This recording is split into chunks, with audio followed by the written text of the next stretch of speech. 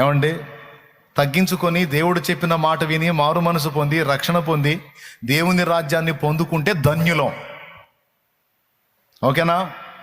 రాకడ విషయంలోనే కాదు, ఇక్కడ కూర్చున్నాళ్లలో చాలా మందిని వినండి బాగా. ఇక్కడ కూర్చున్నాళ్లలో ఇంకా బాప్తిస్మం పొందకుండా ఉన్న వాళ్ళకు ఒక హెచ్చరిక చేస్తున్నాను. గడిచిపోయినటువంటి సంవత్సరాల్లో అనేక సార్లు మరణం నిన్ను దర్శించింది. చావు నీకు అంగుళం దూరంలోకి వచ్చింది.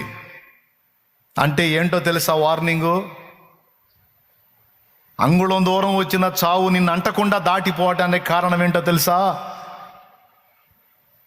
నువ్వు మారు మనసు పొంది రక్షణ పొంది దేవుని రాజ్యానికి హక్కుదారుడు కావాలని ప్రేమ కలిగిన దేవుడు చావును, నీ దాకా వచ్చిన చావును అడ్డగించాడు.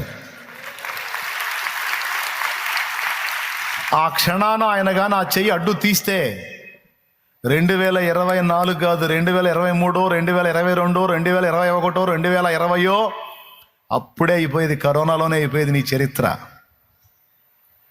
కరోనా దాటి కూడా మరో 2 ఏళ్ళు నువ్వు మళ్ళీ బతికి బట్టగట్టి తిరుగుతున్నావంటే, కరోనా వచ్చి కూడా 1కి 2 సార్లు వచ్చింది ఒక్కొక్కళ్ళకి. నీలాగానే వచ్చినటువంటి వాళ్ళు ఇప్పుడు లేరు, మట్టికి మట్టి అయిపోయారు.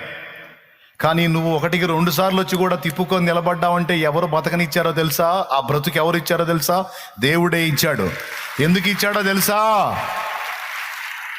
బతికి ఇంకా 10 కాలాల పాటు చల్లగా పాపాలు చేసుకోయా అని కాదు. బతికి ఇంకా 10 కాలాల పాటు మంచిగా బాగా పాపాలు చేసుకోమ్మా అని కాదు. ఏయ్, చావు నీకు అంగుళం దూరంలోకి వచ్చిన అడ్డగించా. ఎందుకో తెలుసా? నీ బతుకుని మార్చుకొని దిద్దుకొని ఇకనైనా రక్షింపబడతావని, జీవగ్రంథంలో పేరు సంపాదించుకుంటావని, నిత్యము మండే అగ్నిగుండం నుంచి తప్పించుకుంటావని మారు మనస్సు పొందడానికి నీకు టైం ఇచ్చా. ఈ టైమును ఉపయోగించుకొని మారు మనసు పొంది రక్షణ పొంది జాగ్రత్త పడతావా, నీ బ్రతుకు సార్థకమైద్ది.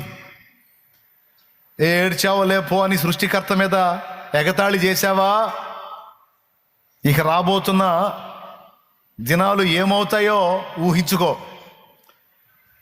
ఎవరికి వాళ్ళకే చెప్తున్నా. ఇంకా రక్షణ అనుభవాన్ని నిర్లక్ష్యం చేసే వాళ్ళకి క్లియర్గా చెప్తున్నా. ఎంతమంది ఒప్పుకుంటారు?